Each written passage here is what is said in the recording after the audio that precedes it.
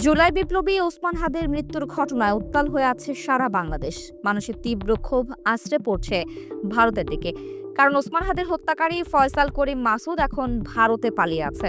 সর্বশেষ খবর অনুযায়ী ভারতের মহারাষ্ট্র অবস্থান করছে এই শুটার। এদিকে গুঞ্জন শোনা যাচ্ছে মহারাষ্ট্রের পুলিশ চিহ্নিত করতে পেরেছে ফয়সালের অবস্থান। ফয়সালকে এখন আটক বা পুলিশ হেফাজতে নিতে পারে মুম্বাই পুলিশ। তবে সবচেয়ে বড় প্রশ্ন, ভারত কি ফয়সাল করিম মাসুদকে বাংলাদেশের হাতে হস্তান্তর করবে? বাংলাদেশ ও ভারতের সম্পর্ক ভবিষ্যতে কোন দিকে যাবে, এর বেশিরভাগই নির্ভর করছে শুটার ফয়সাল সহ পালিয়ে থাকা আরও সব সন্ত্রাসীদের ভারত ফেরত দিবে কিনা তার উপর। এদিকে শরীফ ওসমান হাদিকে হত্যার নেপথ্যে এক সুপরিকল্পিত মিশনের তথ্য উঠে এসেছে গোয়েন্দা তদন্তে।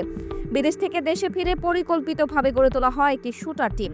টার্গেট বাস্তবায়নে আগে তৈরি করা হয় হাদির সাথে সখ্যতা। এরপর মাত্র 7 দিনের মধ্যেই চালানো হয় প্রাণঘাতী হামলা। গুলি করে হত্যার 12 ঘন্টার মধ্যেই দেশ ছাড়ে মূল অভিযুক্ত ফয়সাল। পরিকল্পনা অনুযায়ী গায়েব করা হয় গুরুত্বপূর্ণ আলামত। হত্যার সহায়তা অভিযোগে গ্রেফতার করা হয়েছে শ্যালক শিপু, স্ত্রী সামিয়া ও বান্ধবী মারিয়াকে। কামরাঙ্গীরচর থেকে বাবা মাকে গ্রেফতারের পর তাদের তথ্যের ভিত্তিতে তারোবর বিল থেকে উদ্ধার হয় 2টি অস্ত্র। গ্রেফতার হন প্রাইভেট কার চালক নুরুজ্জামানও।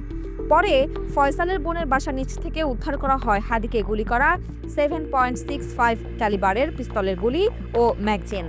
উদ্ধার হয়েছে কয়েকশো কোটি টাকার চেক।